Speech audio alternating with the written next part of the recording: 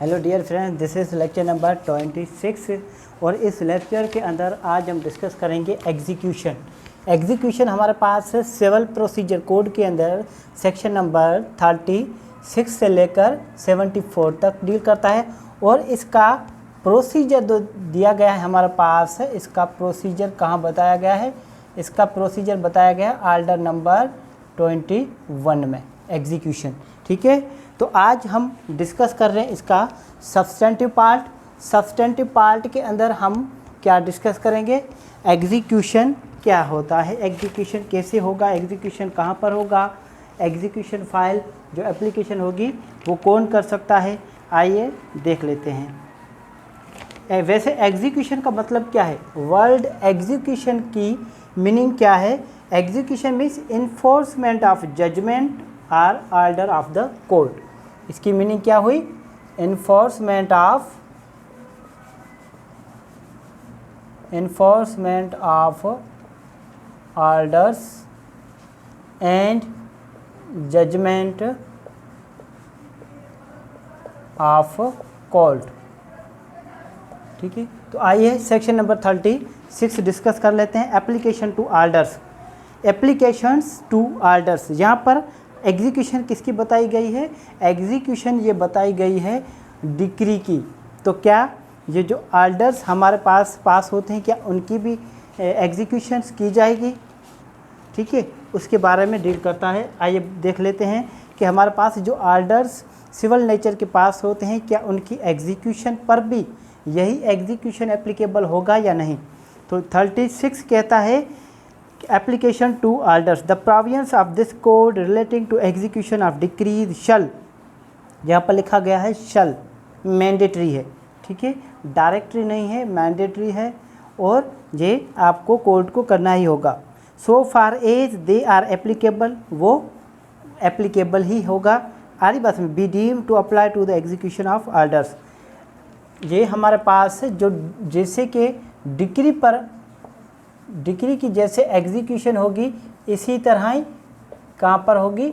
ये ऑर्डर्स पर भी एप्लीकेबल होगी। ठीक है, यहाँ तक बात क्लियर है। उस पर एक हमारे पास अथॉरिटी है सेक्शन नंबर 36 पर PLJ 1980 पेज नंबर है सुप्रीम कोर्ट पेज नंबर 252। ठीक है, कि हमारे पास ये जो एग्जीक्यूशन है वो ऑर्डर्स पर भी एप्लीकेबल है या नहीं। जी बिल्कुल एप्लीकेबल है। आइए 37 देख लेते हैं। 37 किसके बारे में डील करता है? 37 पर आने से पहले एक और भी अथॉरिटी है 36 पर, वो ये है कि provisions of executions of decree apply to orders which are executable in nature.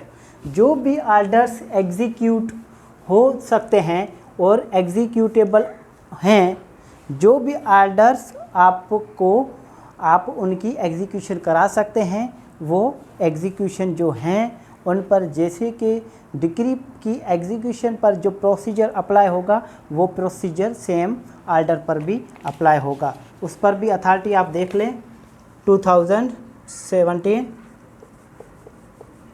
CLC note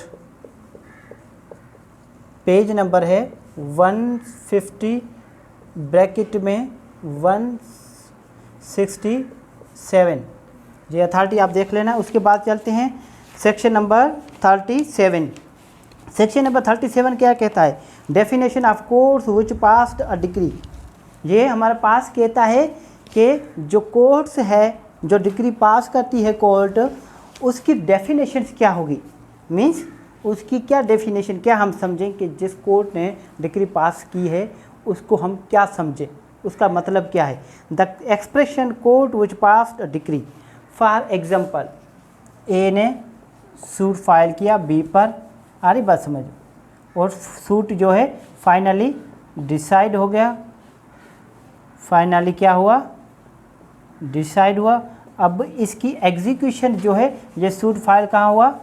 MPS की कोर्ट की फर्स्ट हमारे पास सीनियर सिविल जज के पास हुई। अब इसकी एग्जीक्यूशन ये भेज रहा है मीरपुर खास के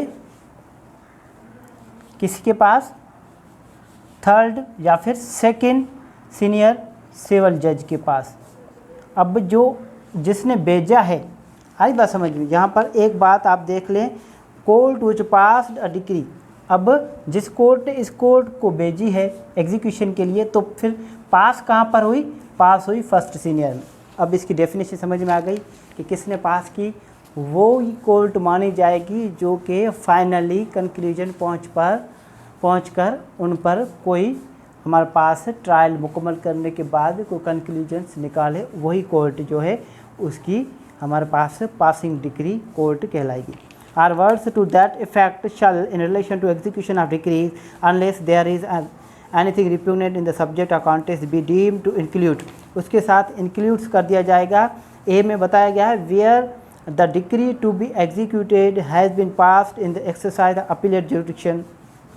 जहाँ पर अगर कोई हमारे पास मैटर डिसाइड हो गया, एग्जीक्यूशन में आने से पहले वो चली गई हमारे पास कहाँ पर, अपील में, वो मैटर अपील में चला गया, ठीक है।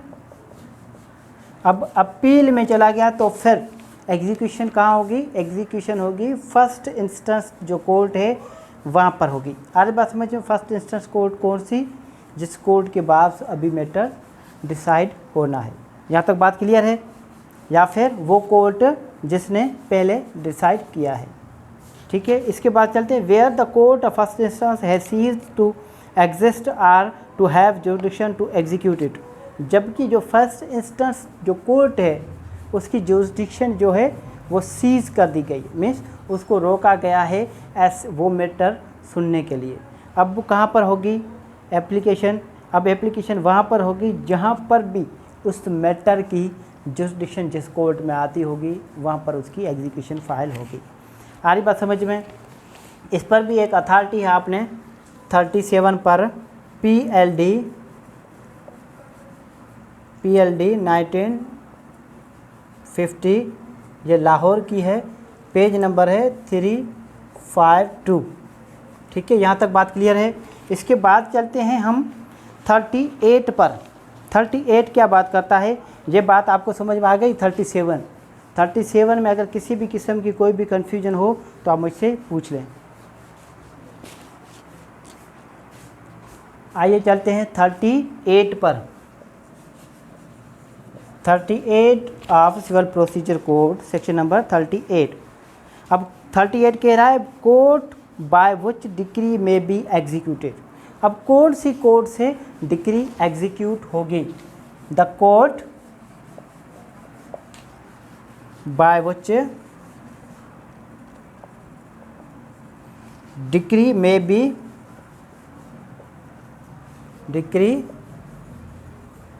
B executed. अब डिक्री किससे एग्जीक्यूट होगी, कौन सी कोर्ट से एग्जीक्यूट होगी, आ रही बात समझो। एक तो कोर्ट हो गया हमारे पास, मैंने आपको बताया कि जहाँ पर फर्स्ट सीनियर में फ़ाइल हुई वहाँ पर डिसाइड हुआ, उसके बाद आ रही बात समझ में। तो इसका एग्जांपल दोबारा हम दे देते हैं, ठीक है। आइए इसकी थोड़ी बेयर रीडिंग कर लेते हैं। अ decree may be executed either bye the court which passed it. जहाँ पर भी कोर्ट ने डिक्री पास की है वही कोर्ट उसको एग्जीक्यूट करवा सकती है, उसकी एग्जीक्यूशन करा सकती है, मीन्स उस पर अमल दरामद करा सकती है। और or by the court to which it is sent for execution, या फिर जिस कोर्ट को एग्जीक्यूशन के लिए भेजा गया। फॉर एग्जांपल ए ने बी पर कोई सूट फाइल किया, कहाँ पर, MPS कोर्ट में, ठीक है। अब MPS कोर्ट में जहाँ ये सूट डिसाइड हो गया, अब इसको भी पावर है कि ये सूट को हमारे पास डिक्री को एग्जीक्यूट कराए। और उसके बाद अगर ये कोर्ट भेज रही है, मीरपुर खास की कोर्ट किसको भेज रही है, ये भेज रही है फॉर एग्जांपल किसी हैदराबाद की कोर्ट के लिए एग्जीक्यूशन के लिए, ठीक है। तो फिर ये जो जिस कोर्ट को भेजा गया है वो कोर्ट भी एग्जीक्यूशन करा सकती है। अब इस कोर्ट को क्या कहेंगे, जिस कोर्ट ने पास की डिक्री, और जिस कोर्ट को एग्जीक्यूशन के लिए भेजा गया उसको क्या कहेंगे, इसको क्या कहेंगे, इसको हम कहेंगे by which court which passed it. अब ये कोर्ट कौन सी है? जिस कोर्ट ने पास की, विच पास्ड द डिक्री। ठीक है, ये कोर्ट कौन सी है? To which it is sent for execution, to which it is sent for execution. इस पर भी एक तो अथॉरिटी हमारे पास कि executing court has to execute a decree strictly in accordance with terms and conditions of decree passed by competent court. जो भी कॉम्पिटेंट कोर्ट ने पास की है डिक्री, ठीक है, जो भी टर्म्स एंड कंडीशन दिए गए हैं उसी तरह वो डिक्री जो है क्या करनी है? एग्जीक्यूशन करनी है। उस पर भी एक अथॉरिटी है।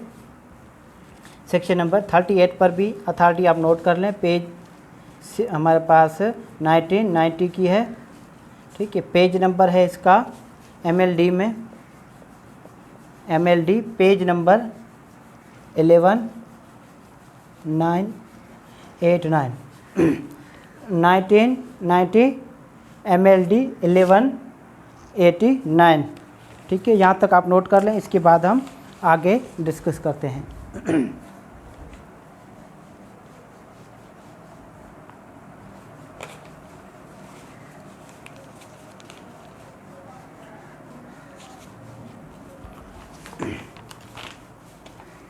अगर यहाँ तक किसी भी किस्म का कोई सवाल हो आप मुझसे पूछ सकते हैं। अब हम डिस्कस करेंगे सेक्शन नंबर 39। 39 सेक्शंस किसके बारे में डील करता है? पहले जब भी आप मेरा लेक्चर देखें तो आपके पास बेयर एक्ट होना ज़रूरी है। अगर आपके पास कोई भी बेयर एक्ट नहीं है, जो हम स्टडी कर रहे हैं, जिस चीज़ को पढ़ रहे हैं, अगर उसका आपके पास बेयर एक्ट नहीं है तो फिर इसकी कोई गारंटी नहीं है कि आपको ये बात समझ में आ जाए। पहले आपने इसका बेयर एक्ट लाजमी रखना है। ये बात करता है ट्रांसफ़र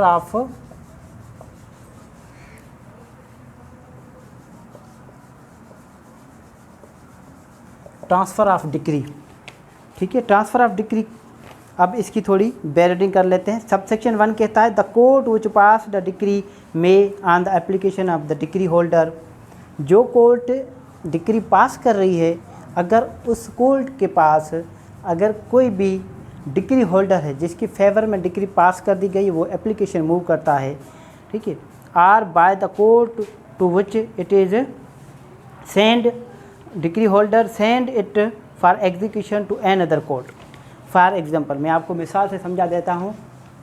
एक्स है, वाई पर कोई सूट फाइल किया था। ठीक है, अब यहाँ पर ये क्या हो गया? डिसाइड हो गया। कौन सी कोर्ट में हुआ था? ये मीरपुर खास में फाइल हुआ था। अब यहाँ पर हो गया, डिसाइड हो गया। अब किसकी फेवर में आया है? अब एक्स की फेवर में आया। जिसकी फेवर में आया वो क्या कहलाएगा? Decree holder. जिसके अगेंस्ट में आया वो क्या कहलाएगा? जजमेंट डेटर, JD, और ये DH means decree holder.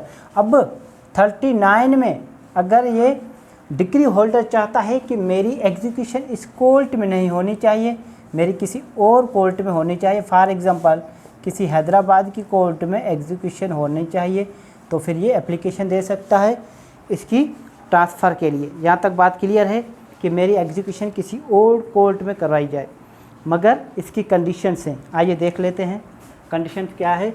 Number A में कहता है if the person against whom the decree is passed actually and voluntarily reside or carries on business and personally works for gain within the local limits of the jurisdiction of such other courts। जिस भी person के against में जो suit file हुआ है, ठीक है, decree pass हुई है, वो जो है हमारे पास इस कोर्ट की जुरिडिक्शन में नहीं है, वो किसी और कोर्ट की जुरिडिक्शन में रहता है, जहाँ पर एप्लीकेशन जो है हमारे पास डिक्री होल्डर ने कहा है कि इसको हैदराबाद की कोर्ट में एग्जीक्यूट करवाया जाए, क्योंकि ये डिक्री होल्डर हैदराबाद की कोर्ट की जुरिडिक्शन में रहता है। ये ए हो गया।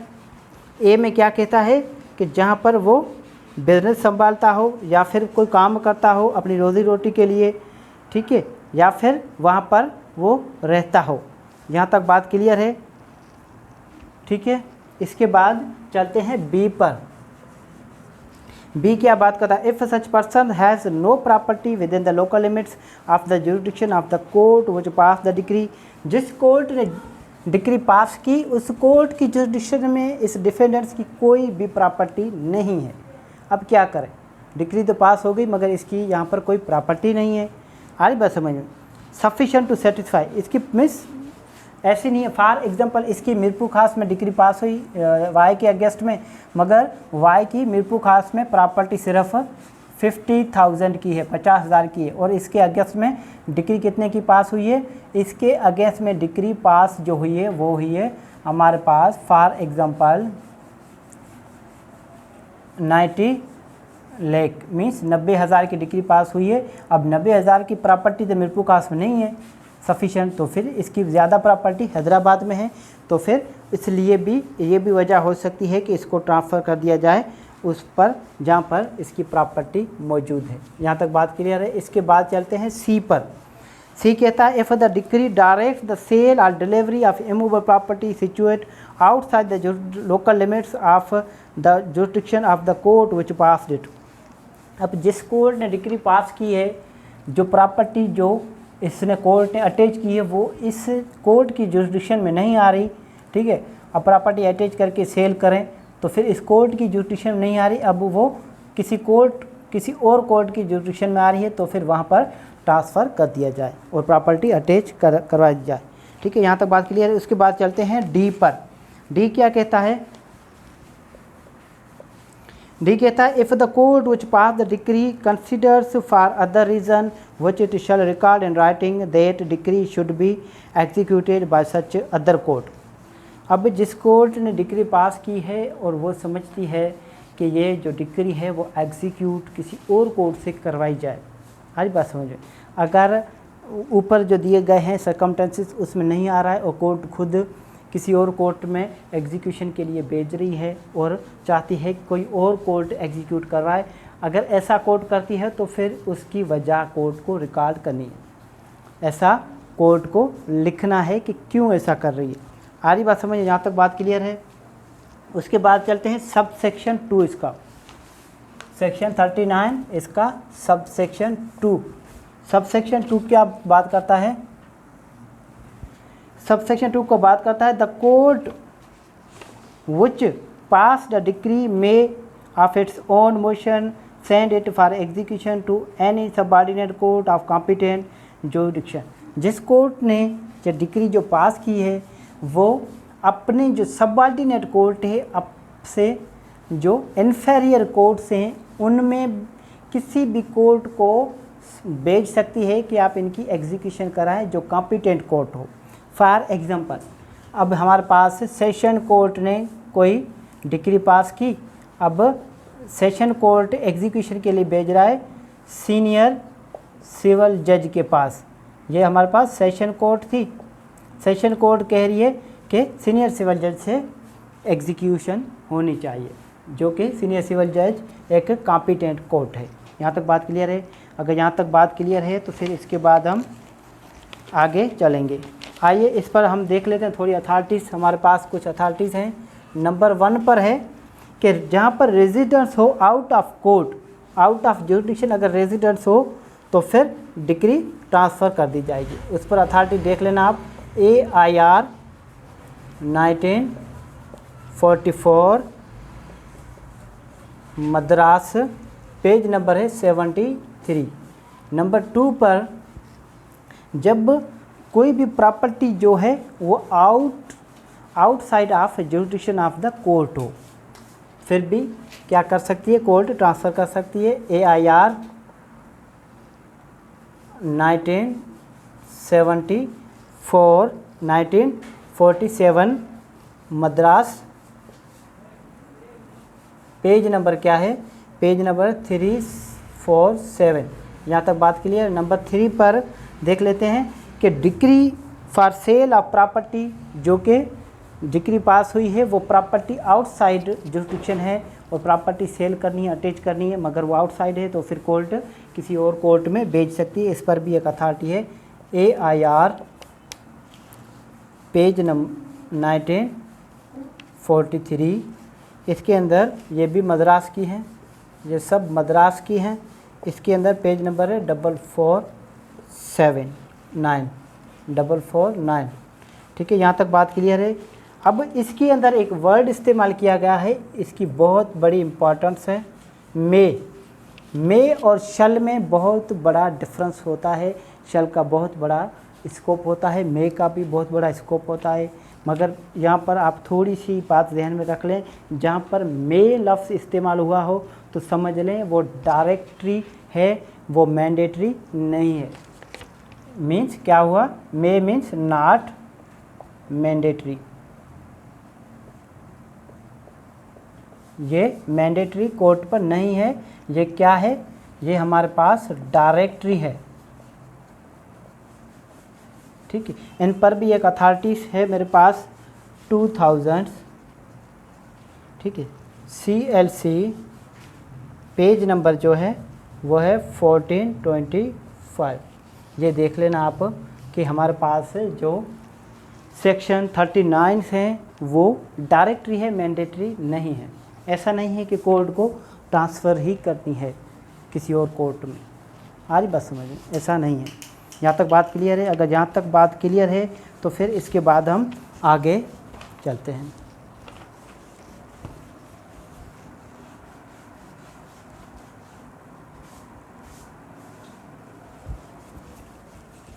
इसके बाद हम सेक्शन डिस्कस कर लेंगे, सेक्शन नंबर 40। सेक्शन नंबर 40, अगर यहाँ तक किसी भी किस्म का कोई भी सवाल हो तो आप मुझसे पूछ सकते हैं, क्योंकि हम सिर्फ बेयर रीडिंग कर रहे हैं। अगर कोई इम्पोर्टेंट टॉपिक्स है, अगर आपकी किसी पर थ्योरी है, अगर आपको किसी को ब्रीफ में डिस्कस करना है तो फिर आप मुझसे रब्ता करके मुझसे वो लेक्चर डिमांड कर सकते हैं। इसके बाद चलते हैं सेक्शन नंबर 40। सेक्शन नंबर 40 क्या कहता है कि transfer of decree to court in another province. Transfer of decree to court in another province. अब फॉर एग्जांपल इसकी थोड़ी बेयर रीडिंग कर लेते हैं, इसके बाद इसको डिस्कस कर लेते हैं। ठीक है, where a decree is sent for execution in another province it shall, जब भी कोई डिक्री किसी और प्रोविंस के लिए के अंदर एग्जीक्यूशन के लिए भेज दी जाती है, it shall be sent to such court and executed in such manner as may be prescribed by rules in force in that province. तो फिर वो डिक्री वहाँ भेज दी जाएगी और बिल्कुल वैसे ही उसकी एग्जीक्यूशन होगी जैसे आके उस प्रोविंस के जो रूल्स हैं, जो रूल्स प्रिस्क्राइब्ड किए गए हैं, उस रूल्स के मुताबिक ही एग्जीक्यूशन होगी उनका। यहाँ तक बात क्लियर है? अगर यहाँ तक बात क्लियर है तो फिर इसके बाद हम देख लेते हैं। मैं आपको इसके कुछ एग्जांपल दे देता हूँ। फॉर एग्जांपल, एक्स ने सूट फाइल किया वाई पर, कौन सी कोर्ट में? हैदराबाद में। ठीक है, अब ये हैदराबाद कहाँ पर आ जाता है? ये हैदराबाद आ जाता है सिंध के अंदर। ठीक है, अब डिक्री पास हो गई, आ रही बात समझ में? अब डिक्री होल्डर जो है एक्स है, एक्स जो है वो क्या है? डिक्री होल्डर, और वाई जो है वो क्या है? Judgement debtor. आ रही बात समझ में? ये डिक्री होल्डर और वाई जो जजमेंट डेटर। अब वाई जो रहता है ये रहता है पंजाब में। ठीक है, पंजाब प्रोविंस में रहता है। कौन से शहर में रहता है? लाहौर में रहता है। तो फिर कौन सी कोर्ट में भेज दिया जाएगा? लाहौर की कोर्ट में भेज दिया जाएगा। कहाँ पर? पंजाब में। सिंध में डिक्री पास हुई, मगर कौन सी कोर्ट में भेज दिया जाएगा? पंजाब की उसी कोर्ट में जहाँ पर लाहौर की, जिस कोर्ट की जुरिडिक्शन में वो डिफेंडेंट्स रहता है, वहाँ भेज दी जाएगी। यहाँ तक बात क्लियर है? इन पर भी एक दो अथॉरिटी आप देख लें। अगर इंटर प्रोविंसेस ट्रांसफ़र करना है, आप application governed by the rules as applicable by the transferee province. जो भी ट्रांसफरी, एक बात याद रखें, अगर सिंध की कोर्ट पंजाब की कोर्ट को कोई एग्जीक्यूशन ट्रांसफ़र कर रही है तो फिर सिंध क्या हो गई, सिंध की कोड क्या हो गई, ट्रांसफरर, ठीक है। और ये क्या हो गई, ये हो गई ट्रांसफरी कोड, ये ट्रांसफरर कोड और ये ट्रांसफरी कोड, ठीक है। इस पर अथॉरिटी आप देख लेना, AIR 1938 लाहौर, पेज नंबर है 126। यहाँ तक बात क्लियर है? अगर यहाँ तक किसी भी किस्म का कोई भी सवाल हो तो आप मुझसे पूछ सकते हैं। मीन्स सेक्शन नंबर 40 हमारे पास बात करता है कि जब भी कोई डिक्री जो पास हुई हो वो किसी एक प्रोविंस में पास हुई हो, मगर उसकी एग्जीक्यूशन किसी और प्रोविंस में होनी है, तो फिर वो डिक्री वहाँ पर भेज दी जाएगी उस प्रोविंस पर, ठीक है, उस प्रोविंस की उसी कोर्ट में जहाँ पर वो एग्जीक्यूशन होनी है, जिस कोर्ट की जुरिडिक्शन में होनी है। और वो एग्जीक्यूशन बिल्कुल वैसे ही एग्जीक्यूट होगी जैसा कि उस प्रोविंस में रूल्स दिए गए हैं, जिस रूल के तहत वो एग्जीक्यूट होगी। यहाँ तक बात क्लियर है? उसके बाद चलते हैं rule number 41, section number 41, sorry rule नहीं, सेक्शन नंबर 41।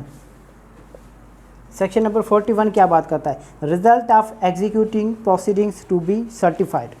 अब ये बात करता है सर्टिफाइड की, ठीक है, रिजल्ट जो है उसका सर्टिफाइड होना है। कैसे? आइए थोड़ा इसका रीडिंग कर लेते हैं। The court to which a decree is sent for execution shall certify to the court which passed it. अब जिस कोर्ट को एग्जीक्यूशन के लिए भेजा गया है वो कोर्ट उस कोर्ट को सर्टिफाई करेगी, उस कोर्ट को सर्टिफाई करेगी जिस कोर्ट ने इस डिक्री को पास किया है। यहाँ तक बात क्लियर है? जिस कोर्ट ने इस डिक्री को पास किया है उस कोर्ट को ये क्या करेगी? सर्टिफाई करेगी। फॉर एग्जांपल कोई डिक्री पास हुई है हमारे पास मीरपुर खास कोर्ट में, मीरपुर खास कोर्ट ने भेज दिया कहाँ पर? हैदराबाद कोर्ट में, ठीक है। अब हैदराबाद कोर्ट क्या है? जिसको भेजी गई और जिस डिक्री ने पास की है वो कौन सी कोर्ट है? वो मीरपुर खास। अब जो भी इसकी रिज़ल्ट आएगी एग्जीक्यूशन की, उसकी एक सर्टिफिकेट इशू करेगी जो जिसने डिक्री पास की है उस कोर्ट को, उसको सर्टिफाई करेगी कि इसका ये रिज़ल्ट आया है। Shall certify to the court which pass it the fact of such execution. और जो भी हकीकत होंगे, जो भी हकाइक होंगे इस एग्जीक्यूशन को लेकर कि कैसे पास हुई, क्या क्या आपने इक़दाम किए उसके लिए, ठीक है, आपने क्या क्या उसके लिए जो भी आपने फोर्स वगैरह इस्तेमाल करनी थी, जो कुछ भी करना था वो क्या किया क्या नहीं किया, आपने पूरा वो सर्टिफिकेट में लिखना है।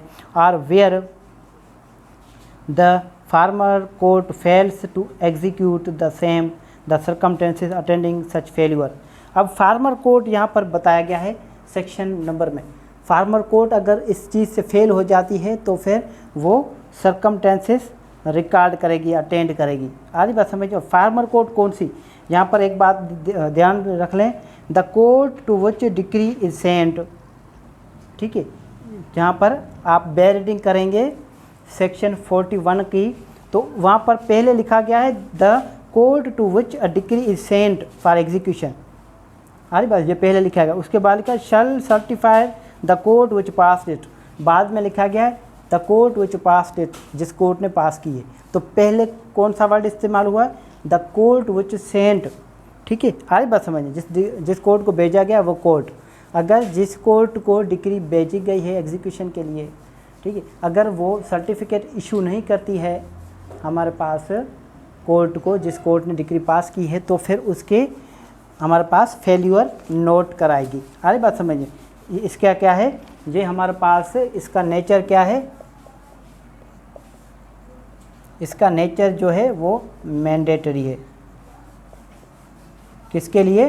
Certificate, issuance of certificate, issuance of certificate. यहाँ तक बात क्लियर है? अगर किसी भी किस्म का कोई भी सवाल हो आप मुझसे पूछ सकते हैं।